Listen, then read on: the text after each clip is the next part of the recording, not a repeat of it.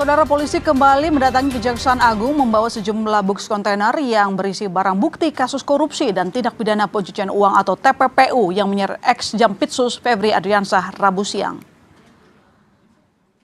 Penyidik dari Direktorat Reserse Kriminal Khusus Polda Metro Jaya dan Kortas Tipikor Polri tiba di Gedung Bundar Kejagung pukul 11.30 WIB. Penyidik mengeluarkan 2 box kontainer berukuran besar dan 1 berukuran kecil. Penyidik juga menurunkan 2 bingkai berukuran besar dan kecil yang ditutupi kain, kemudian langsung dibawa masuk ke salah satu ruangan di Gedung Bundar. Ketika ditanya barang apa saja yang dibawa, penyidik diam tak berkomentar.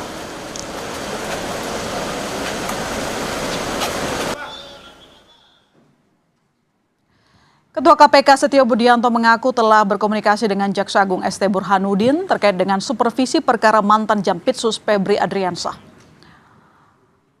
Hal ini ia sampaikan usai menghadiri peluncuran buku di Kompleks Parlemen Senayan. Setio mengaku pembahasan ini sempat terjadi di sela-sela acara berlangsung.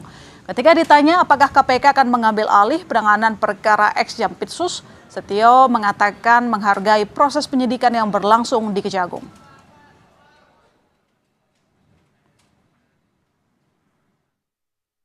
Ketentuan ada pasal 6 yang mengatur tentang kewenangan, koordinasi, dan supervisi. Nah, nanti sambil kita tindak lanjuti, meskipun secara permintaan, secara lisan sudah disampaikan, nanti kan pasti ada permintaan juga secara tertulis dan akan dibahas sesuai dengan SOP yang ada di KPK. Komunikasi formal secara resmi antar kelompoknya sudah mulai berjalan belum? Ya, sudah mulai jalan. Gitu. Masuk komunikasi Bapak dengan Pak Jaksa Agung? Tadi kan sebelahan saya sama beliau duduknya. Sudah membahas hal itu dengan Pak Jaksa Agung aja.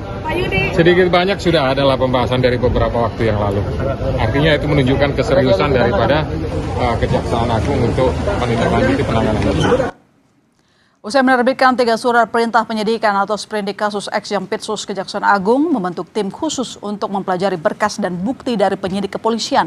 Kapus Penkum Kejagung Anang Supriyatna menyebut tim khusus terdiri dari 9 orang yang mayoritas diisi oleh jaksa mantan anggota Komisi Pemberantasan Korupsi KPK. Kami terbitkan makanya sprindik yang sifatnya khusus, kita bentuk tim khusus. Ini terdiri dari 9 orang. Yang jelas sebagian besar penyidik-penyidik ini yang berasal mantan alumni KPK. Jaksa-jaksa yang pernah bertugas di KPK. Kurang lebih 9 orang, di antaranya ada Saudara Priyono, ada Saudara Katarina Gesang, ya. Ada Jata Dungalo. Ya. Sementara itu, Menteri Migrasi dan Pemasyarakatan Agus Andrianto menjelaskan, ex-Jampitsus Febri Adriansah dicekal 20 hari usai jadi tersangka kasus dugaan korupsi dan TPPU atas permintaan Polda Metro Jaya. Agus bilang pencekalan ini bersifat sementara dan bisa kembali diterapkan jika Kejagung mengusulkan. Polda Metro Jaya sekarang kan sudah diserahkan ke Kejaksaan penanganannya. Kita tunggu nanti setelah 20 hari nanti akan ada permintaan lagi. Pak, dia bukannya pencekalan itu masanya 6 bulan ya Pak? Ini kenapa 20 hari Pak pertimbangannya ya, Pak? Karena masih sementara ya, kemarin yang diajukan oleh Polda Metro Jaya. Jadi kita kasih 20 hari. Kita tunggu dari Kejaksaan. Lalu bagaimana sebenarnya kewenangan kasus ini akan ditangani? Untuk membahasnya sudah bergabung bersama Sapa Indonesia Malam Laude Muhammad Syarif selaku Wakil Ketua KPK periode 2015 hingga 2019 dan ada juga Usman Hamid selaku Direktur Eksekutif Amnesty International. Selamat petang Mas Usman, selamat petang Pak Laude. Selamat petang Mbak. Ya. Selamat petang. Baik, saya ke Pak Laude dulu kalau begitu. Pak Laude, kalau kita lihat berdasarkan Undang-Undang KPK, sebenarnya sejauh mana batasan hak dan kewenangan KPK dalam mengambil alih atau mungkin mensupervisi kasus yang melibatkan petinggi Korps Adiaksa? Ya, sebenarnya kalau Undang-Undang KPK itu lumayan luas kewenangannya dalam rangka supervisi dan koordinasi, termasuk sebenarnya pengambil alihan. Yang paling pertama dulu itu didahulukan adalah supervisinya. Jadi kalau ada kasus korupsi yang ditangani oleh pihak kepolisian atau kejaksaan, diminta maupun tidak diminta, KPK itu bisa melakukan supervisi atas kasus itu. Apabila ditemukan misalnya ada hal-hal yang berhubungan dengan keterlambatan, terus kelihatannya tidak profesional, diperlambat, terus untuk mengalokasi hanya untuk orang-orang tertentu, padahal kasusnya akan melibatkan banyak orang. KPK by law dia bisa mengambil alih penyelidikan dan penyidikan kasus tersebut. Jadi sebenarnya KPK bisa saja masuk setiap saat. Yang tidak ada itu adalah misalnya kalau terjadi konflik kepentingan, ada benturan kepentingan biasanya. Hal seperti ini dalam prakteknya belum pernah terjadi, tapi mungkin ini perlu diantisipasi oleh KPK karena kalau misalnya jaksa memeriksa jaksa, mungkin ada kepentingan apa namanya itu konflik of interestnya, ada kemungkinan seperti itu. Oleh karena itu maka supervisinya harus ketat seperti itu agar tidak dialokas, tidak dilokalisasi pada satu tempat saja karena ini adalah besar kasusnya. Jadi Mas Usman, kalau menurut Anda KPK hanya melakukan supervisi, apakah ini sudah bisa memastikan bahwa KPK akan menjaga independensi dalam penanganan kasus ex Jampitsus? Yang pasti skala korupsi yang melibatkan petinggi Kejaksaan Agung saat ini itu bisa dikatakan sangat masif karena mengindikasikan adanya kesalahan yang sistemik, struktural, dan institusional dari lembaga penegak hukum. Nah, apakah mungkin misalnya KPK mengambil alih atau setidaknya memberikan supervisi? Itu sangat bergantung dari Presiden. Rasanya pasti berat untuk Kejaksaan Agung menyerahkan kepada LPSK. Tetapi masyarakat juga menilai ada yang tidak beres seandainya kasus ini hanya ditangani oleh Kejaksaan Agung. Terutama mengingat yang terlibat adalah orang nomor 2 setidaknya di Kejaksaan Agung. Nah, oleh karena itu yang dibutuhkan saat ini adalah ketegasan untuk memastikan bahwa kasus ini dibongkar sampai pada akar persoalannya. Jadi misalnya, kalau memang keterlibatan Jampitsus ini sudah tidak lagi bisa dibantahkan, segera tahan dan sebaiknya Kejaksaan Agung tidak memasuki wilayah ini sehingga akan meragukan kepercayaan masyarakat karena konflik kepentingan gitu. Sebaliknya, Jaksa Agung seandainya ia menyerahkan kepada KPK, itu justru akan memperlihatkan keterbukaan Jaksa Agung di dalam membuka masalah sistemik di dalam kelembagaannya. Bahkan jika perlu, Jaksa Agung sebenarnya dalam konteks etika moral atau etika kehidupan berbangsa menyatakan mengundurkan diri sebagai bentuk pertanggungjawaban politik, pertanggungjawaban kelembagaan atas keterlibatan orang nomor 2 di Kejaksaan Agung. Sekali lagi ini adalah skala korupsi yang bisa dikatakan sangat besar atau dengan kata lain mega korupsi. Mega korupsi yang menurut Anda harusnya Presiden harus segera turun tangan untuk membuat penyelidikan kasus tidak di Kejagung, itu maksud Anda, Mas Usman? Betul sekali. Setidak-tidaknya sebenarnya kita bisa merujuk Presiden terdahulu ketika terjadi misalnya sengketa kewenangan antara kepolisian dengan KPK. Saat itu Presiden membentuk tim 8 yang terdiri dari para ahli, para tokoh yang punya integritas untuk kemudian menyerahkan kasus ini ke lembaga yang memiliki independensi lebih. Nah, dalam kasus ini kejaksaan tersangkut dengan konflik kepentingan. Meskipun ada beberapa, tadi disebut Bu Katarina Girsang, saya mengenalnya dengan baik saat di KPK, tetapi akan sangat sulit bagi kejaksaan untuk benar-benar berjarak.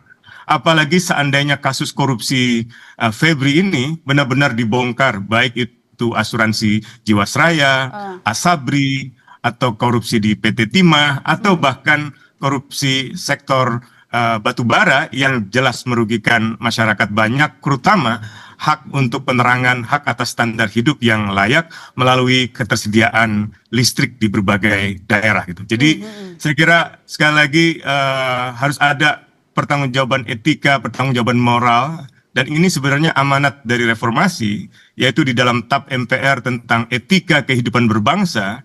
Andai seorang pejabat misalnya tersangkut dalam sebuah perbuatan yang tercela, maka seorang pejabat tersebut sepantasnya menyatakan mengundurkan diri. Oke, baik, saya ke Pak Lode. Pak Lode, ini kan disampaikan tadi sudah ada tim khusus yang dibentuk dan melibatkan ada 9 jaksa bekas di KPK. Anda kenal nggak alumni itu? Ya, saya kenal semuanya. Mereka itu kayak Pak Muhibudin, Ibu Katarina Girsang, dan semuanya kalau kita lihat track record mereka memang adalah jaksa-jaksa yang sangat mumpuni. Sangat-sangat, saya pernah kerja dengan beliau. Misalnya Ibu Katarina Girsang dulu pernah juga diteror ketika kasus cicak buaya seperti itu, Pak Muhibudin dan lain-lain sebagainya. Jadi kalau saya lihat dari tim yang 9 orang itu, saya sangat yakin dengan integritas mereka.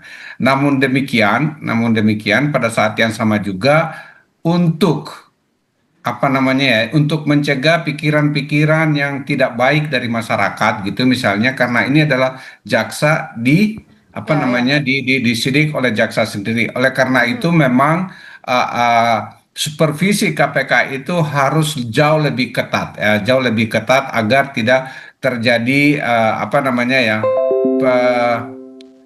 ini kasus-kasus besar dan melibatkan kasus-kasus besar juga yang ditangani oleh kejaksaan. Bagaimana kasus Jiwasraya, bagaimana kasus yang lain. Itu pun sebenarnya sampai sekarang kita masih masih belum jelas nasib kasus-kasus yang besar itu. Tiba-tiba orang tertinggi yang menangani kasus-kasus tersebut terimplikasi terlibat. Jadi ada kasus korupsi diselidiki, tetapi penyelidik dan penuntutnya itu terlibat kasus korupsi.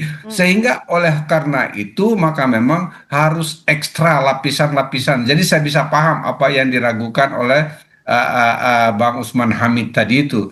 Oleh karena itu pada saat yang sama saya juga berharap bahwa kepada KPK dan Kejaksaan agar supervisinya betul-betul lebih ketat, dan salah satunya sebenarnya itu adalah diberikan waktu batasan-batasan. Misalnya ini kan kayak pelimpahan, sudah tersangka di kepolisian, terus di kejaksaan menjadi diperiksa sebagai saksi dan belum dinyatakan sebagai saksi. Mungkin ini kalau kita lihat sebagai takutnya ini adalah jangan sampai diperadilankan karena pelimpahan bukan P21 itu nggak dikenal dalam KUHP. Oleh karena itu kita berharap bahwa nomor 1, kalau kita mau serius, jaksa segera mentersangkakan. Kalau sudah mentersangkakan, segera menahan. Seperti itu. Jadi dalam waktunya ini hitungan minggu per minggu. Karena barang bukti yang didapat sekurang-kurangnya yang dilihat oleh masyarakat sudah jauh lebih cukup untuk mentersangkakan orang tersebut. Dan kedua untuk menahannya. Yang ketiga adalah siapa saja aktor-aktor yang terlibat, karena tidak mungkin dilakukan oleh hanya satu orang. Itu dari segi kejaksaan. Dari segi kepolisian, ini perlu juga bahwa untuk melakukan investigasi dan penyidikan kasus-kasus internal mereka yang berhubungan dengan MBG. Karena ini sebenarnya yang sedang disidik oleh kejaksaan. Baik. Dan tiba-tiba ada surat dari kejaksaan yang mengatakan bahwa untuk dihentikan dulu semua penyidikan yang berhubungan dengan MBG. Kalau begini jangan sampai ini kayak barter sesuatu untuk mengamankan semua orang. Jadi barter kalau sesuatu. Kejaksaan ada niat baik untuk menyidik internal kejaksaan, kita berharap Kapolri segera menyidik dan menyelidiki juga internal polisi yang berhubungan dengan kasus-kasus MBG. Mas Usman, Anda melihat hal yang sama bahwa ada indikasi penciuman, kita cium ada barter di belakang layar? Nanti dijawab. Kami segera kembali saudara, tetap di Sapa Indonesia Malam. Ya, Anda kembali menyaksikan Sapa Indonesia Malam. Mas Usman, ini kan ada 3 sprindik baru yang diterbitkan begitu. Jadi apakah artinya status tersangkanya otomatis terhapus? Loh, seharusnya kalau memang kejaksaan sungguh-sungguh, tidak perlu lagi ragu untuk melanjutkan penetapan tersangka yang telah dilakukan oleh kepolisian. Kalau kejaksaan memperlihatkan keraguan dengan belum juga menetapkan status tersangka, jangan-jangan ada kekuatan besar di balik ini. Nah, kekuatan besar ini juga muncul ketika ada pengerahan personil militer dalam menjaga kediaman Febri maupun juga terutama mendatangi Polda Metro Jaya, itu saya kira ada kekuatan besar di balik itu yang mengerahkan mereka. Sehingga seperti ada intimidasi untuk meminta pengembalian barang bukti atau mengambil alih misalnya pemeriksaan seorang saksi atau seseorang yang dianggap bisa membahayakan kepentingan hukum Jampitsus. Jadi saya kira pertanyaan yang paling dasar yang juga harus terjawab adalah siapa sebenarnya di malam itu yang mengerahkan personil militer ke Polda Metro Jaya di pukul 4 pagi, di 4 subuh dengan alasan silaturahmi. Tidak mungkin silaturahmi dengan seragam tempur dan senjata yang sangat lengkap. Dan saya ragu kalau Panglima misalnya yang mengerahkan itu. Komisi 1 DPR RI harus bertanya kepada Menteri Pertahanan. Mengapa sampai ada pengerahan militer untuk mendatangi markas kepolisian? Itu mengintervensi proses hukum. Mengintervensi. Itu memberikan intimidasi kepada proses hukum. Sekarang kita tahu Kejaksaan Agung khususnya Jampitsus bekerja dekat dengan Kementerian Pertahanan dalam Satgas Penertiban Kawasan Hutan, di mana Jampitsus banyak bekerja sama dengan pihak Kementerian Pertahanan. Nah, jangan sampai kekuatan besar itu justru membayang-bayangi Kejaksaan, membayang-bayangi tim ini sehingga tidak bisa bekerja secara independen. Saya tidak meragukan kapasitas dari jaksa-jaksa seperti Katarina Girsang gitu ya, atau jaksa agung muda lainnya seperti Pak Jampidum atau pelaksana Jampitsus, tapi sebaiknya tidak ada unsur Kejaksaan Agung di dalam penanganan perkara ini, sehingga objektivitas dan independensi tim yang menangani perkara ini itu bisa terjaga. Baik, kalau menurut Pak Laude, pandangan Anda gimana dengan penertiban 3 sprindik baru? Ya, jadi kalau menurut saya memang saya katakan bahwa model pelimpahan seperti itu tidak sesuai dengan KUHAP. Oleh karena itu oleh karena itu untuk menunjukkan keseriusan dari kejaksaan harus segera menetapkan Pak Febri itu sebagai tersangka baru. Tapi dengan diterbitkannya sprindik baru, apakah ini otomatis juga menghapuskan status tersangka, Pak Laude? Ya, kalau misalkan sekarang yang diterbitkan itu kan sprindik, bukan sprindik, jadi belum dianggap sebagai tersangka oleh kejaksaan. Oleh karena itu mungkin saya bilang sehari 2 hari ini harus segera ditetapkan sebagai tersangka. Karena kalau ditetapkan sebagai tersangka atau mungkin karena belum diperiksa ya. Setelah diperiksa ditetapkan sebagai tersangka sehari 2 hari kita lakukan itu supaya karena kalau sudah jadikan tersangka kewenangan dari penyidik itu menjadi lebih kuat. Dia bisa melakukan penggeledahan, dia bisa melakukan penahanan, dia bisa melakukan banyak hal seperti itu. Dan menurut saya tidak perlu ditunggu karena di polisi pun sudah ditetapkan sebagai tersangka sebelumnya. Tetapi kan sekarang kelihatannya masih sebagai mereka sebagai saksi dulu di kejaksaan. Sekali lagi saya ingatkan bahwa oleh karena itu maka KPK seharusnya perlu untuk melakukan supervisi yang ketat atas kasus ini. Oke, baik, Mas Usman, ini kan kasusnya diambil alih masih dalam proses penyidikan. Jadi artinya bagaimana harusnya para APH ini memastikan penanganan kasus harus independen, tidak ada intervensi yang seperti Anda khawatirkan tadi? Harusnya tetap ditangani oleh kepolisian terlebih dahulu dengan pengawasan dari Kompolnas dan juga. Jadi sekarang ketika dialihkan dalam proses penyidikan sesuai dengan KUHAP atau tidak?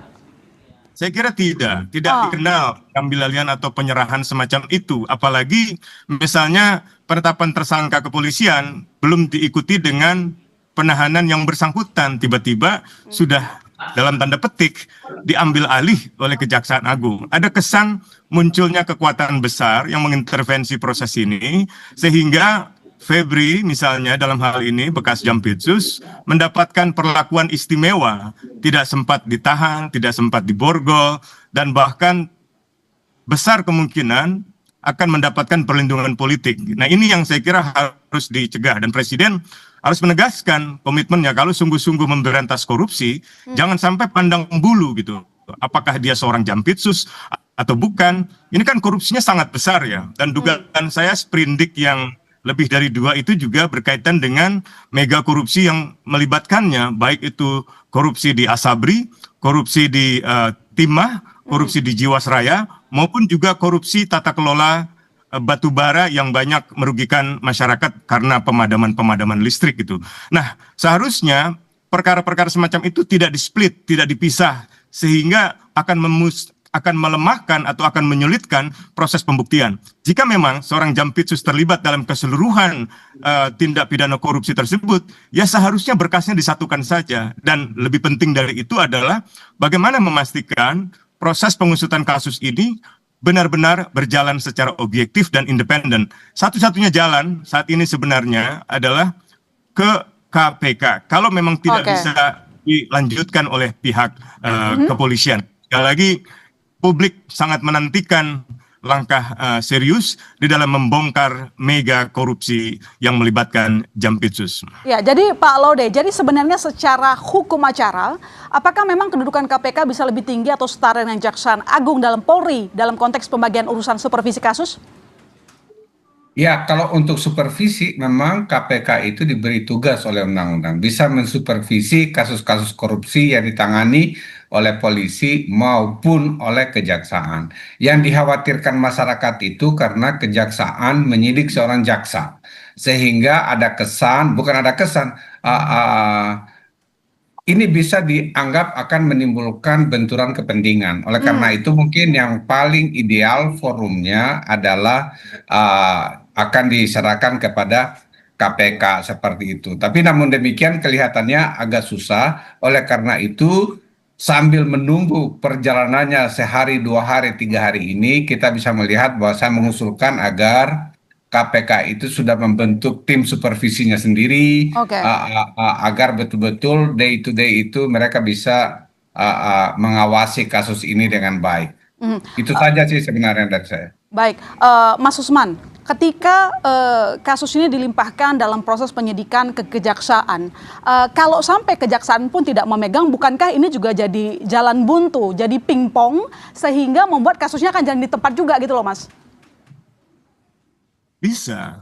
Yang pertama-tama itu kan sebenarnya kepolisian tidak menyerahkan ke kejaksaan, tetapi kepolisian diminta untuk menyerahkan perkara ini ke kejaksaan. Nah, itu saja sudah menyalahi due process of law. Kita harus mengawasi kepolisian. Kita wajib mengkritik kepolisian. Tetapi ketika kepolisian sedang mengusut kasus korupsi, lalu dihentikan dengan proses intervensi semacam ini, lalu mau sampai kapan kita membenahi sistem peradilan kita, sistem penegakan hukum kita, termasuk kepolisian, kejaksaan, kehakiman, dan juga KPK. Jadi memang jalan tengahnya, kalau memang ada ketegangan, kan ketegangan instansional antara Kejaksaan Agung dengan Polri ini bukan yang pertama kali. Dulu ada kasus pembuntutan Jampitsus oleh Densus, dan sebaliknya ada pengamanan anggota Densus oleh pihak Kejaksaan Agung. Nah, ini tidak boleh terulang. Dan saya kira apa yang sekarang ini kita hadapi, ini ujian besar. Kalau seandainya pemberantasan korupsi dalam kasus Jiwasraya, Timah, Asabri, dan juga Batubara ini tidak dibongkar, ini akan mempengaruhi kepercayaan publik, termasuk kepercayaan masyarakat internasional terhadap kinerja ekonomi dan penegakan hukum di Indonesia. Gitu. Baik, terima kasih Mas Usman, terima kasih Pak Laude telah bergabung di Sapa Indonesia Malam. Kita tunggu perkembangan kasus ini ya. Sekali lagi terima kasih.